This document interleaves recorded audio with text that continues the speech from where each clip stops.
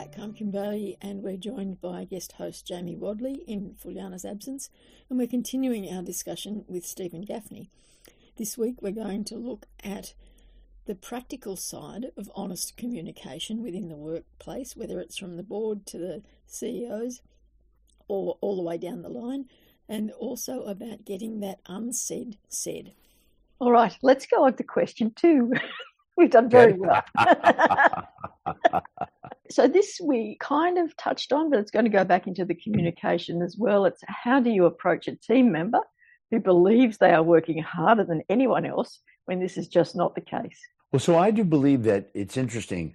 Poor performers, or we'll call them really poor achievers, receive poor feedback. It's fascinating that I've experienced that over the years in realizing that, not my fascinating, but I meant just realizing that, because often why people are not achieving is they haven't been given straight feedback. And I know that may sound so strange, but so often I'll talk to a leader and say, well, I've given that person feedback. And then when they tell me what they said, you're not really saying what the case is. So quite often that person doesn't really necessarily realize it. It's because they haven't been told the truth.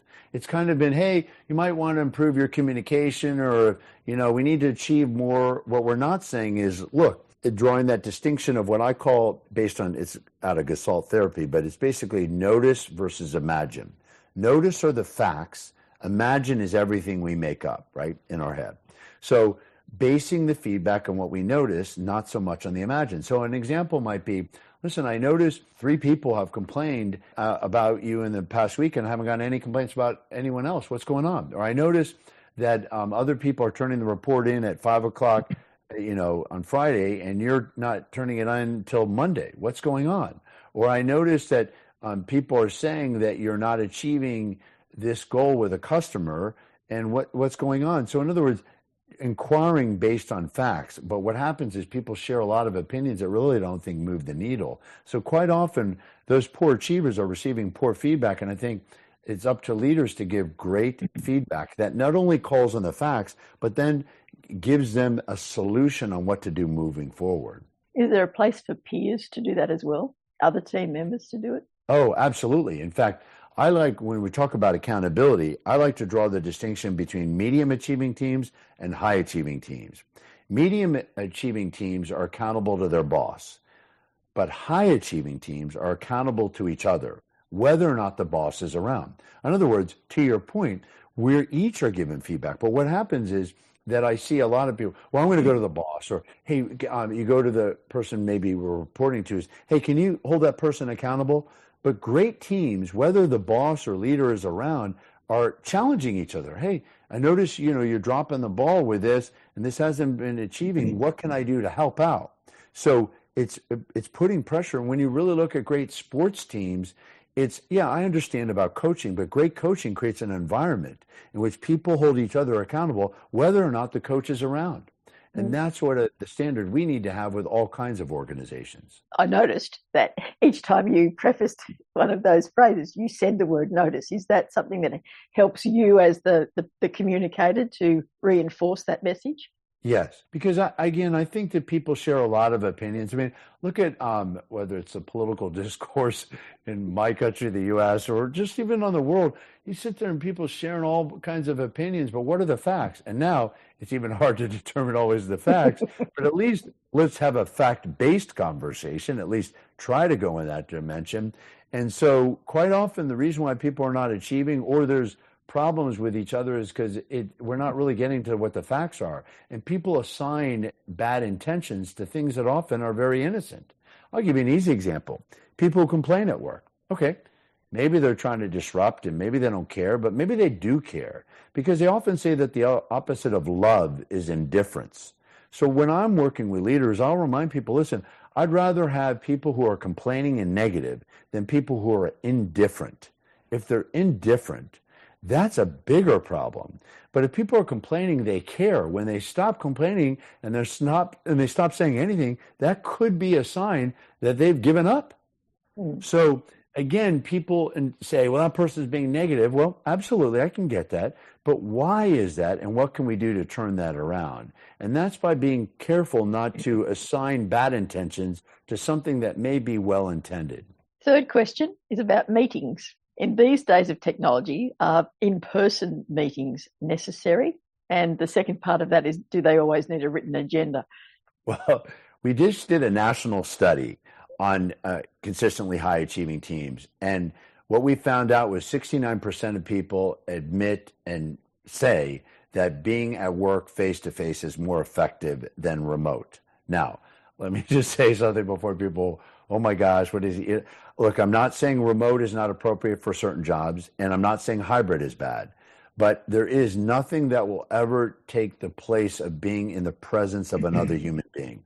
And my proof of that, just when we went through COVID, I remember people saying, well, it's going to change, and it did change the workforce. But people said, even the way we do work, well, it has changed. But have you noticed how there's a movement to go back to work?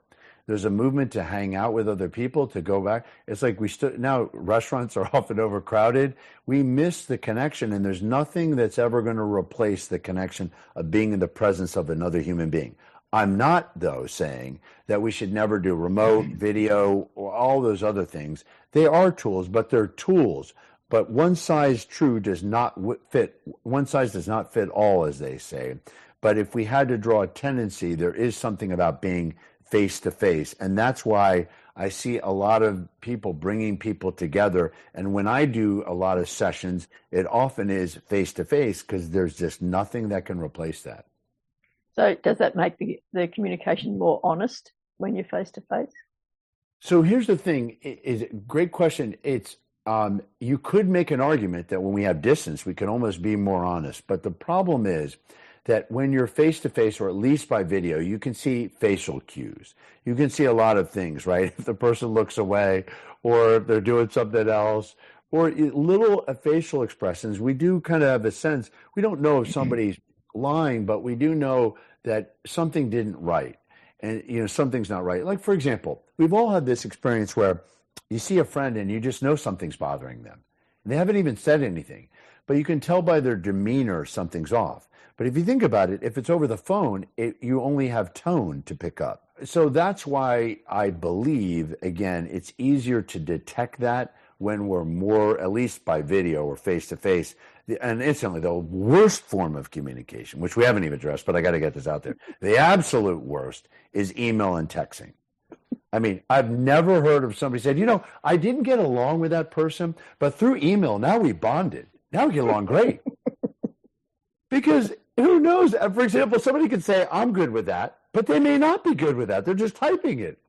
But if you actually hear their voice or at least see them, it's harder for them to hide out. So email is a horrible form of communication to resolve issues. It's a great form to document after the conversation or have, share some facts and data and report. I understand that, but not to resolve issues. So often the idea is at least pick up the phone. So the worst form is email. The best form is face-to-face. And somewhere in between is often where people have to manage and deal with their life. Stephen, I must admit, I've enjoyed hearing everything that you said so far and can see how I can apply it in so many ways in what I do. The one thing that I think is pivotal is the honesty in communications. How do I implement that honesty in communications without becoming confrontational? It's a great question. So I think first step is we have to set the tone, right? So often somebody will say, well, that person's not being honest with me. And I'll be like, well, how often are you honest with them? And so I think that's important. The other thing is to recognize we're all liars. So let me just, before people are like, oh my gosh, what does he say? So I think there was a study years ago that something like 93% of people lie regularly. I actually believe the 7% in the study lied. Because I think everybody lies. And what's funny is when I meet people that go, well, I'm always honest. I'm like, really? You've never told a white lie? You've never told, there are times to lie. And sometimes somebody will say, well, what? And I'll say, well, I'll give an extreme example, but it's a true example. If a child messes up in a play, you're not going to say, I can't believe you screwed up. What were you thinking? You're not going to share. You could crush that person's confidence. But it's true about employees. It's true about people. We do have to be somewhat cautious. So there's often things what I call we withhold, right?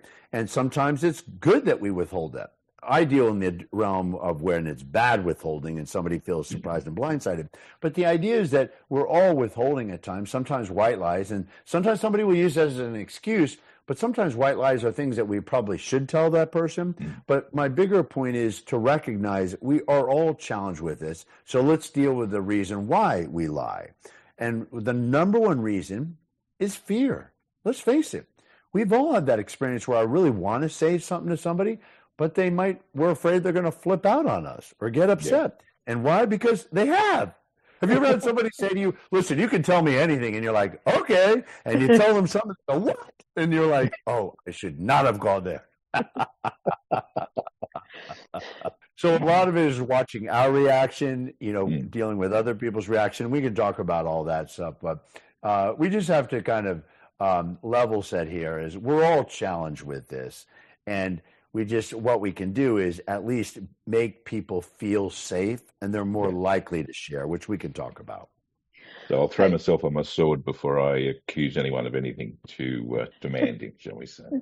Well, and sometimes when we all have bad days, and sometimes we just get defensive and we get upset. Yeah. And we just have to own up to it. And it can be, well, I'm sorry I got upset. And for people listening, if you've gotten upset with people, you do want to own up to it, because if you create a culture of fear, either you're a leader or even at home, people will not share stuff.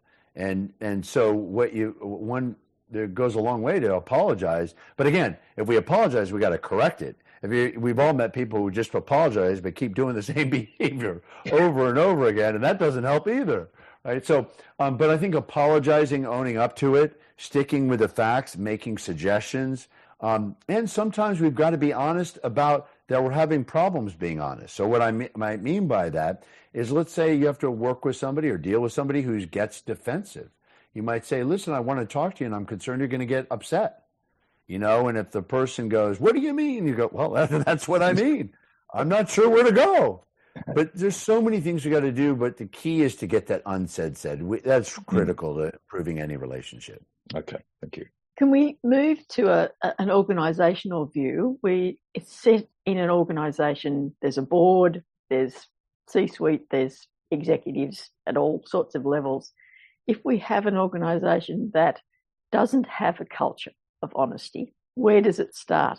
Leadership, always at the top. When I've been at this for about 30 years, and when I started in the business and teaching around honest communication, it later on led to working with leadership teams. But when I started, I worked with a lot of mid-level and entry-level employees. And what I realized is I can only help them so far, because it is true we can only control ourselves. But if the leadership is not supportive of that culture, it's only going to go so far. So what I've come to realize by working with all these organizations, and some of the biggest ones in the world, and even associations and government entity, all kinds of organizations, is it really starts at the top. So wherever the top is, the highest level I can get to is where I like to start. And that's the best use of investment dollars, because if they set the tone, other people tend to follow. In fact, if I meet somebody and they're not having problems with honest communication, what I often realize it is out of the culture. So leaders set that culture. So the board sets it with the leadership, and the leadership sets it below. And you might say, oh my gosh, I run an organization, but I'm not the very top leader.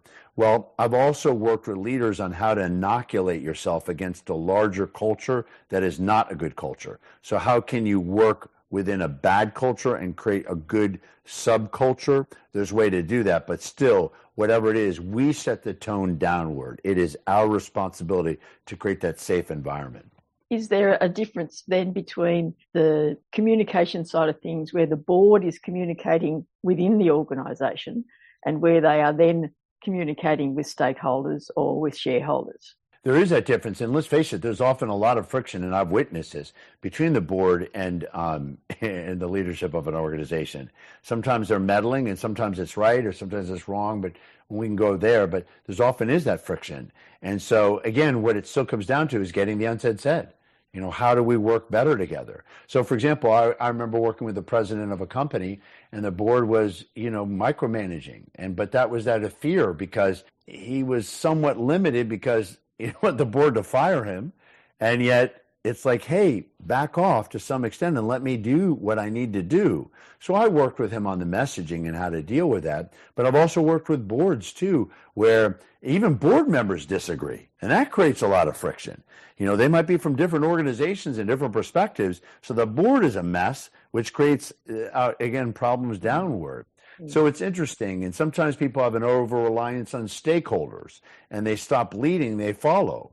That's where that old Henry Ford comment, where he said, if I asked my customers what they wanted, they would have said a faster horse. And so the idea is great leaders have to lead. You can't just follow and be receptive. Sometimes it's like, hey, I think this is the right direction. And then we have to empower people to do that.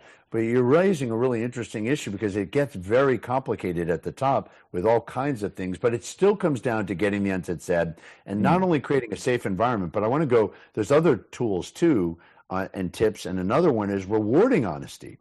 I've seen this happen abundant amount of times in my career where people feel safe to bring things up, but then they say, nothing's ever going to change. And why? Because they have brought up things and they were not rewarded with their feedback. In other words, nothing changed, or they went in a different direction. And how do we know this is very prevalent in most organizations and in our life? How often have you gotten a survey where from a company and you thought, I'm not going to fill it out because it's not going to make any difference?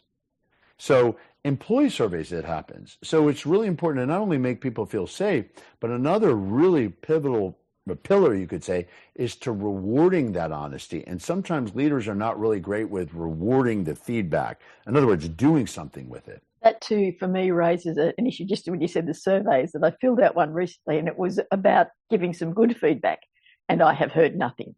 So and I'm very annoyed. Isn't it amazing? Well, and how about this? I've seen this happen where organizations do employee surveys, but they take 6 months to get feedback to the employees. And even the feedback is just the feedback. It's not, what are we going to do about it? And it takes a year later. So the bottom line is people are like, what? You have to give timely feedback. And so people are listening to that. There's a lot of things to do, but, and they can contact us and we can talk about that. But the idea is move forward, reward people for their feedback. And even on an individual level, when somebody says something, and I'll often raise this when I'm teaching this point, how do you reward feedback that you don't like? Because if you just say, oh, thank you for sharing, that's ridiculous. You have to say, and let's say you disagree, you could say, thank you for sharing. That really helped me realize, and although I'm going to go in a different direction, I realized by the feedback you gave me, I'm going to have to address that issue. Because if we're going to go in a different direction, I have to make sure that people like yourself see how that is connected to the direction we need to go. Role playing here. But the idea is somehow I have to make people feel rewarded for their feedback, even on an individual level, or people give up, they get resigned, and then they check out. Boils down to the honest communication again, though, doesn't it, really? That's just such a fundamental cornerstone of everything we're talking about. It does. It's how we build trust, right? There's so much stuff out about trust, but I think what often is missing is how do we build trust? We trust people who tell us the truth. Yes. I mean, that's really exactly. Exactly. And so we don't trust people who don't tell us the truth. And that sometimes is the difficult messages. Like the greatest leaders I've worked with actually will share with people, look, the tough messages. And it might be like, it could be, look, we're faced through some financial difficult times. We're going to work through this, but it's going to be rocky. And I need you to work extra hours or work hard, and I need your ideas and input, and I don't have all the answers. But what I can promise you is I'm going to do everything I can so that we persevere. Not just be resilient, but persevere. Oh, incidentally, love to make this distinction. There's so much stuff about resilience, but I think it misses the mark. Life is not about being resilient. It's about persevering. I believe the problem with resilience is about getting back or just dealing with a situation. It's about persevering. In fact, a friend of mine going through cancer right now, we were talking about it's not just being resilient and dealing with it, but what about him being better than he ever has been as a result of going through his experience and coming out even healthier in the end? So bottom line is no matter what, not resilient being perseverance, but coming back to these core principles, it's really important to apply them in all different facets of our life. Lots for us to think about in that section of our conversation. Join us for part 3. For now, I'm Kim Bailey. We've been joined by Jamie Wadley as our guest host and Steven Gaffney, and this is Inside Exec.